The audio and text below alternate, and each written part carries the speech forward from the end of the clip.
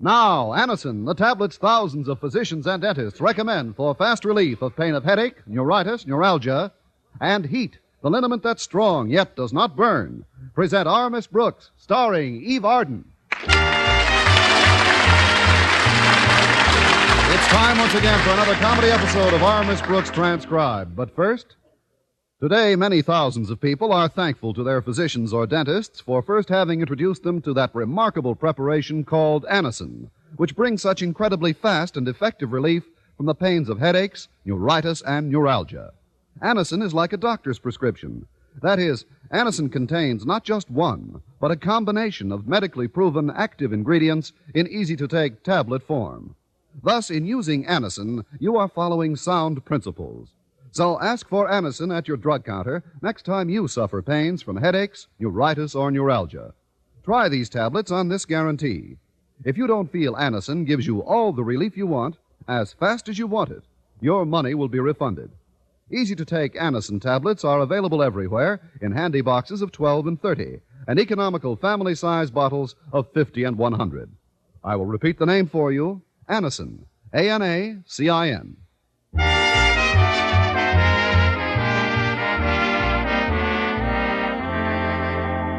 Well, our Miss Brooks, who teaches English at Madison High School, has often heard the old expression, money is the root of all evil.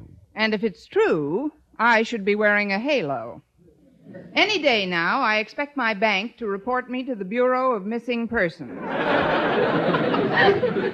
Last Thursday, I happened to mention my financial predicament to my landlady at breakfast. I don't know what to do, Mrs. Davis. I simply can't save any money. Oh, it's just as well, dear. Money is the root of all evil. I know. Which reminds me, Connie, you owe me 48.5 eagles. I mean dollars. Your rent is past due. Let's not live in the past, Mrs. Davis. I'd be happy to pay you if I had the money. You know that. Well, of course I do. Let's forget all about money and discuss something pleasant. Summer's just ahead, Connie. Where are you going to spend your vacation? Well, I thought I'd pack all my clothes and go to the Riviera. The Riviera? That's a pawn shop on the other side of town. Sam Riviera runs it. Well, if I were in your spot, I'd try to get a job with the Deacon. The Deacon? Deacon Jones. His square dance troupe is playing town hall this week. My goodness, you should hear that old Deacon swing out on his crazy mixed-up fiddle. Oh, yes, now I recall the name. Isn't he the fellow who bills himself the hillbilly Heifetz? That's the chap. I don't know about you, Connie, but I dig that kind of music. Well, when you're through digging, bury it for me, will you? Believe me, that man makes nothing but money. I thought of you when I read the big ad he ran in yesterday's paper. What did it say? Well, he's planning a long tour this summer, and since some of his troupe have children traveling with him, he'd like to hire some school teachers to go along. To tutor the hillbilly kids? Exactly. According to the ad, the teachers would also have to entertain a bit and sort of meet the children on their own ground. Wherever that is. You know what I think, Mrs. Davis? I think the Deacon has snapped his mental G-string. All the absurd ideas. The salary offered is $500 a month. $500? Well, I don't know about you, Mrs. Davis, but I dig that kind of money. If I could spend just 1 month with his troupe, I could afford the best vacation. Oh, no, not with the square dance troupe. I'm sorry, but Mother didn't raise her girl to do-si-do. Well, you do as you please, dear. It was just a suggestion. Oh, there's Walter Denton to drive me to school. Come in, Walter. Greetings, ladies. Form a line. A nickel a kiss and my lips are divine. Hello, Walter. Pull up a chair. Ain't no food. The cupboard's bare. Why the square dance greeting, Walter? Yo, I'm on a hillbilly kick, Mrs. Davis. When I was in the malt shop with some kids last night, we turned on the radio and got town hall. We danced for 1 solid hour to the music of Deacon Jones. And, Miss Brooks, I have news. If you'd like to earn $500 a month this summer, there's an ad. Mrs. Davis told me about the Deacon's ad, Walter, and I'm not interested. Well, okay. So maybe Mr. Boynton would be interested. The way he's been cutting down expenses lately, he could probably use that money. As soon as we get to school, I think you should try to talk him into it. I should talk him into it. Wouldn't that be a little presumptuous? Yeah, maybe you're right. I really think a job like that would be a great experience for you, Miss Brooks, but no, I can see where it might not be so hot for Mr. Boynton. I mean, after all, he's a single guy. Wouldn't know anyone in the troupe but you. Have to spend all his time with you, night after night. Just like being married, traveling around, night after night. Like I say, as soon as we get to school, I'll try to talk him into it.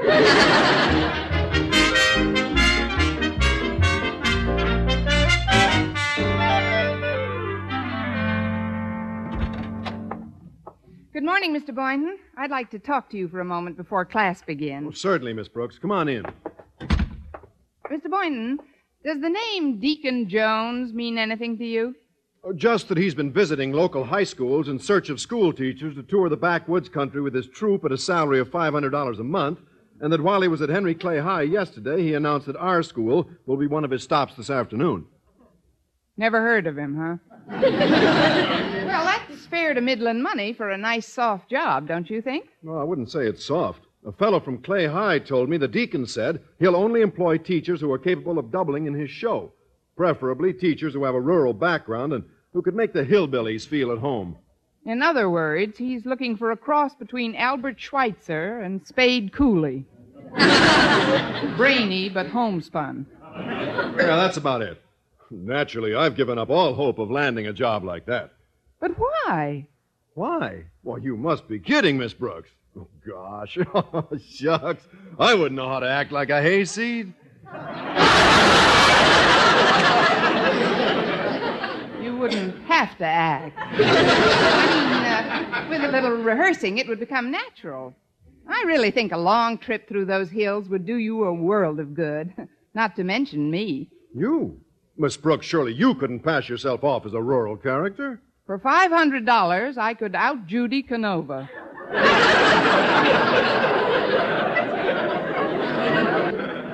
Yeah, that's a lot of money, all right. I'll tell you what, Miss Brooks.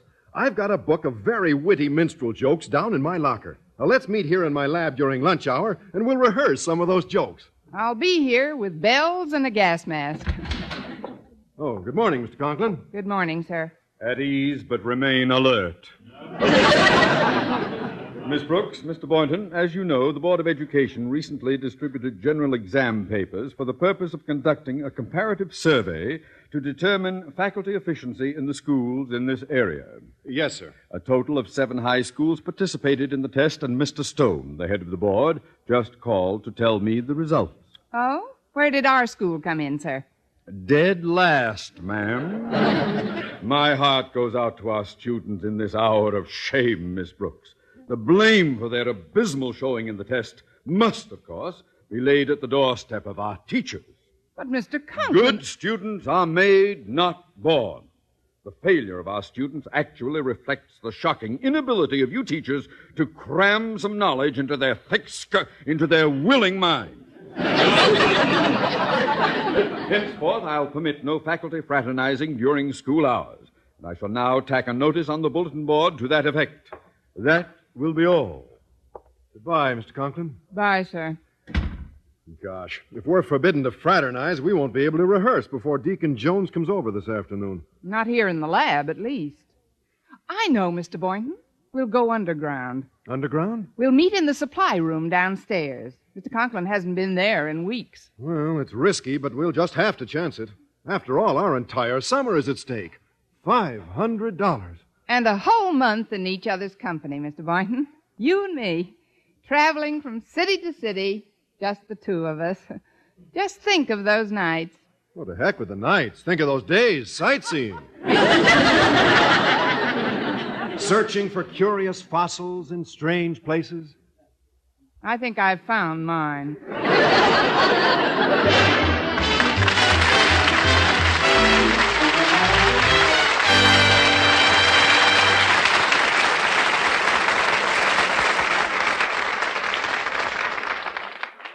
Friends, when agonizing pain of rheumatism, muscle strain, or backache makes you miserable, and every move is a torment, that's the time to reach for Heat. H-E-E-T. Heat, the liniment that's strong, yet does not burn. The moment you apply it, you can feel Heat's soothing warmth working to relieve your painful miseries. That's because Heat penetrates deep, brings immediate relief to sore, aching muscles. Wherever you ache, just brush on Heat. Heat penetrates deep, keeps working for hours to bring wonderful, soothing comfort to the painful, aching area. Your pain seems to disappear. Heat isn't oily, sticky, or messy. You just brush on Heat with a handy applicator that comes with each bottle, and it dries in seconds. So remember, when pain of rheumatism, muscle strain, or backache makes you miserable, Heat's penetrating warmth gives you fast, long-lasting relief. Get Heat, H-E-E-T. Heat, the liniment that penetrates deep to bring immediate relief.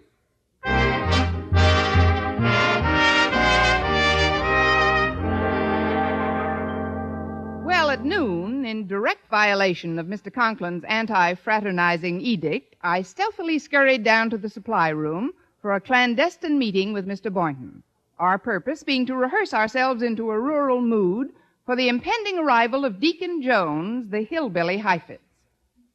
I rapped gently, and in a moment the creaky door was opened, not by Mr. Boynton, as I expected, but by Mr. Conklin's daughter. Enter, friend. Harriet. It's all right, Miss Brooks. I know all about your crazy mixed-up scheme. Who squealed? Oh, nobody. But while you and Mr. Boynton were cooking up your plot in his lab this morning, I happened to be right outside watering his window plant, and I overheard. You and your crazy mixed-up long ear. Did you tell anyone what you overheard? Oh, not a living soul. Just Walter Denton. He wants to try to land a job with the Deacon's troop, too, Miss Brooks. He's sure his father will give him permission to leave home for a month. Permission? His father would probably swap him for an undernourished tapeworm. Look, Harriet, if you say a word about all this to your dad, you'll spoil everything. He'd be furious. Oh, he'd be jealous, too. About that $500 a month job, I mean. Last week, Mother cut Daddy's allowance, Miss Brooks, and she said he won't be able to go anywhere on his vacation unless he earns some extra money to pay for it.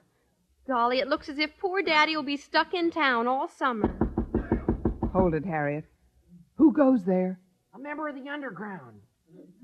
Who? Walter Denton, the vagabond lover. Come on in, Rudy. Look, Miss Brooks, I brought 3 tambourines for you, me, and Mr. Boynton, partner. Oh, hi, Harriet. Oh, isn't it exciting, Walter? I just can't wait to see Deacon Jones in person. With a name like the Deacon, I'll bet he looks real dignified. Hold it. Who goes there? It's Mr. Boynton. Hey, what's in the box, Mr. Boynton? Some minstrel show and square dance material, Walter. I'll have it opened in a second. I was hoping it was food. I haven't had lunch yet. Oh, I'll be glad to get some sandwiches for us, Miss Brooks. Oh, that's very nice of you, Harriet. Don't mention it. I'll be back in a little while. Look at this, Miss Brooks. A big book of minstrel jokes and a beautiful banjo. Just listen to this tone. Gee, Dad, it's a Wurlitzer. When I pick My Dog Has Fleas on the banjo like that, Miss Brooks, we spring our first humorous anecdote. You can read it right from the book. Here you are. Thanks. What's that you played on the banjo, Mr. Interlocutor? My dog has fleas. Funny kind of a dog. My dog has pups. Oh, no.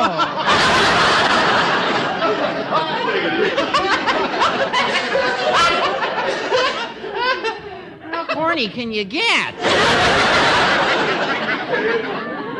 I don't like your attitude, Walter. I thought that was pretty nifty. Let's get down to some serious rehearsing, Miss Brooks. You read some of those jokes aloud. Meanwhile, I'll sit here with the banjo on my knee. Why not put me on your knee and let the banjo tell those jokes? I memorized the best ones, I think, so I'll coach you. Now, listen. First I say... I just know this one will break me up. First I say, you don't have to tell me off anymore. I consider myself told. Uh-huh. Then you say, if you're told, why don't you put on your itty-bitty overcoat?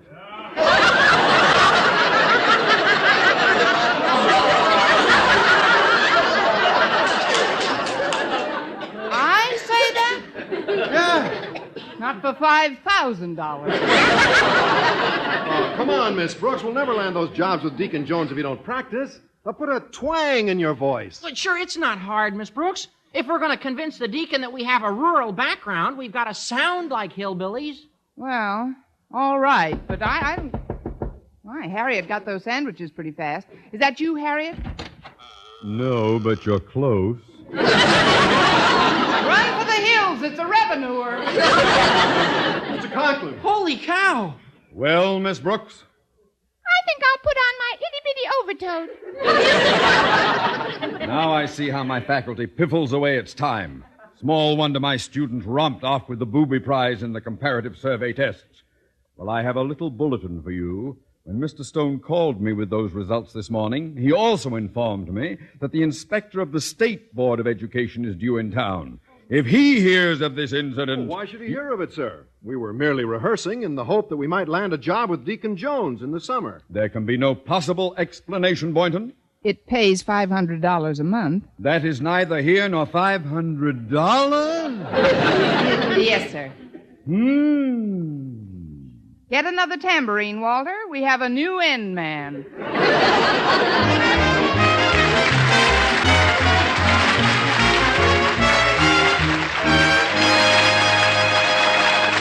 Our Miss Brooks will return in a moment. If you're planning an early space hop to the moon or elsewhere in the outer universe, plan to travel light. Anywhere else you go this summer, go with radio. There's almost no place on Earth you can walk, ride, fly, or sail where radio can't travel along with you.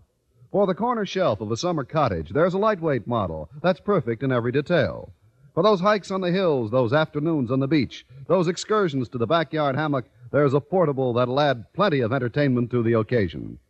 If you're chugging along the highway in the family omnibus, there's a car radio to keep you company on the open stretches or in the bottlenecks. When you're on the move or away from home, there's a radio for every purpose. And keep in mind, when it comes to programs, America listens most to CBS Radio, the Star's Address. That's because CBS Radio has the most of the best in popular stars, in popular entertainment, in authoritative news broadcasts, in everything America likes to hear. So when you go, go with radio. Go with CBS Radio, where America listens most.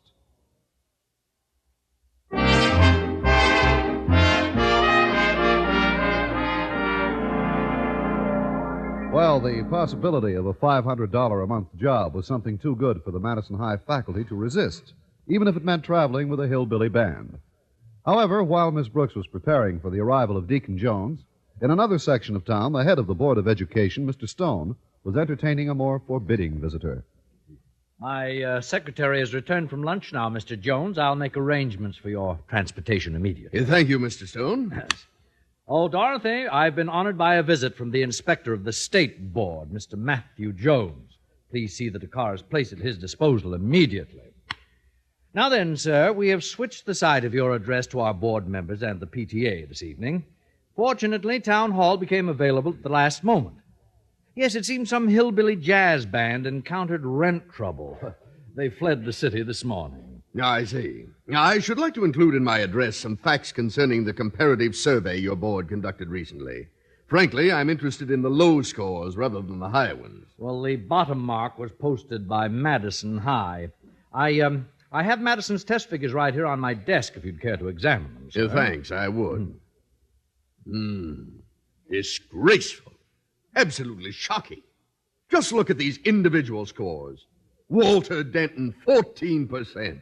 Well, that boy must be a blithering idiot. Either that or he has idiots teaching him. Who's principal at Madison High? Mr. Conklin, Osgood Conklin. Rather a pompous man, but I believe he has some of the most brilliant teachers in the city, Mr. Jones. That I'd like to see for myself.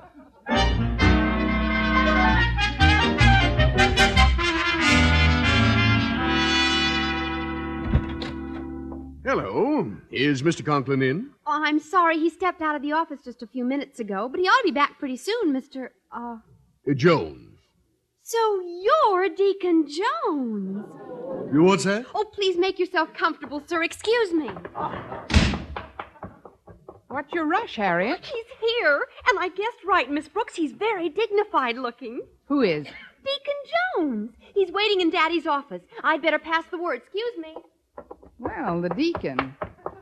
Move over, Daisy May. Here I come.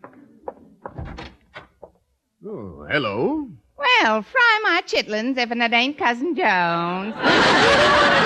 Didn't know nobody was in here, else I wouldn't have come busting in like I done did, savvy?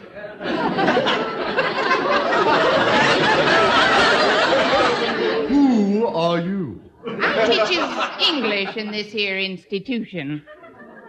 You're an English teacher? Ain't nothing else but. My name's Miss Brooks. Care for a chaw of hog's liver?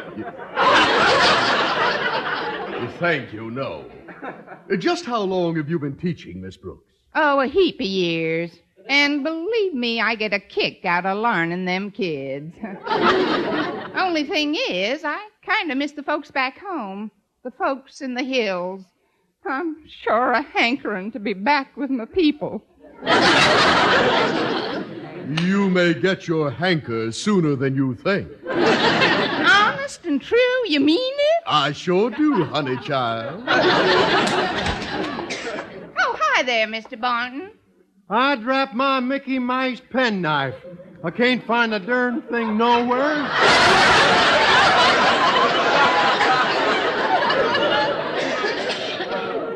Mr. Boynton here is a biology teacher. A what? Biology teacher. B-I-O-L... let's see. B-I-E-O... let's see. B-I-O-E... Count your toes. 1, 2, 3, 4, 5, 6, 7, 8, 9, 10, 11. Amazing. Mr. Boynton, do you always walk around school in your bare feet? Oh, shucks, no. He's only in his bare feet because he's trying to find his penknife.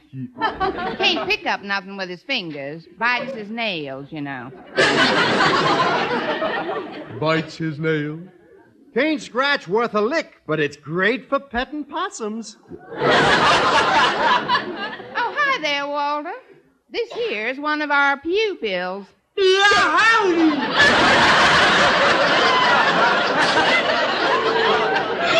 it ain't fair. I was just chasing a mouse and he ducked into a little hole and I could only get my head in. This here is Walter Denton. Naturally. You just call me Walter. W-A-L-L-L.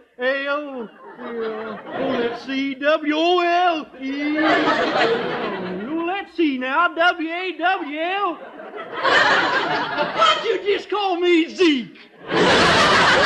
Z-what? Count your toes, Zeke. 1, 2, 3, 4, 5, 6, 7, 8, 9. Better borrow one from Mr. Boynton. He's got 11. Yeah, I feel a bit weak. Do you mind if I sit down? Well, dog my catch if we ain't got company.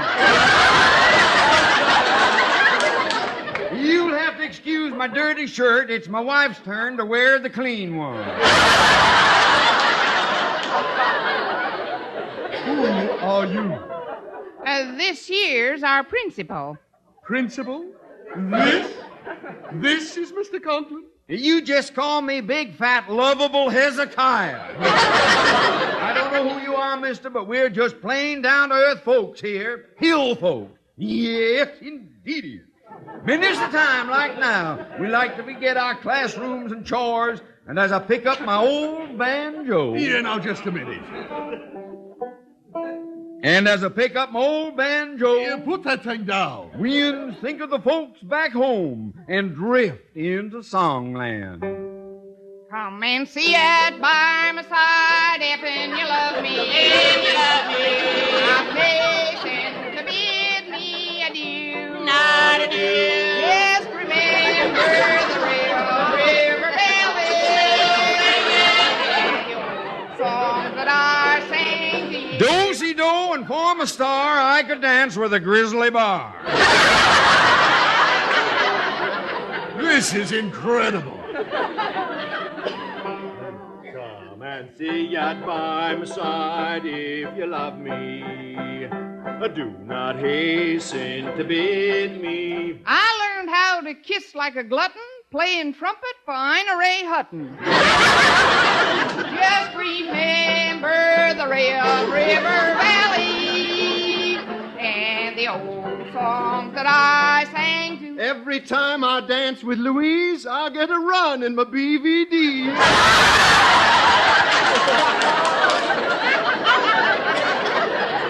I don't believe it. I just don't believe it. Friend, you ain't heard nothing yet.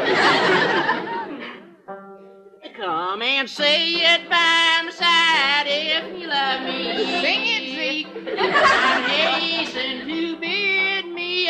Used to love the silver screen, but whatever happened to Bobby Breen? But remember the Red River Valley. Count your toes.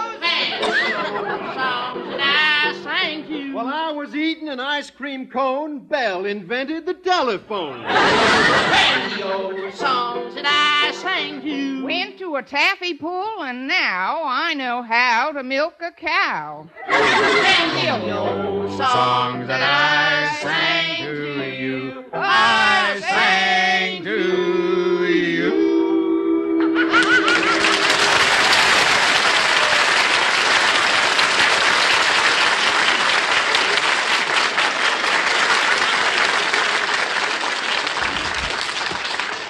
What is going on here? Mr. Stone! Yipe! Hand me my shoes.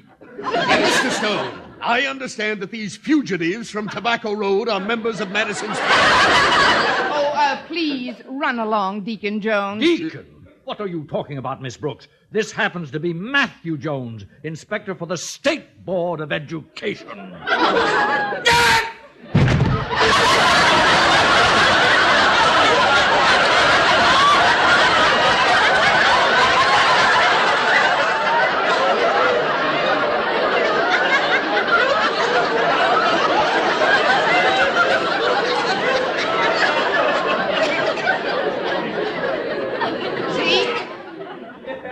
Pick up fat old lovable Hezekiah. He fainted. Sir, you're Matthew Jones? The inspector for the state board. That's right. Now speak up. What do you have to say for yourselves? Just remember River Valley and the old songs that I sang to. What good will it do to speak? We are plainly up the creek. Songs that I sang to you, I sang to you.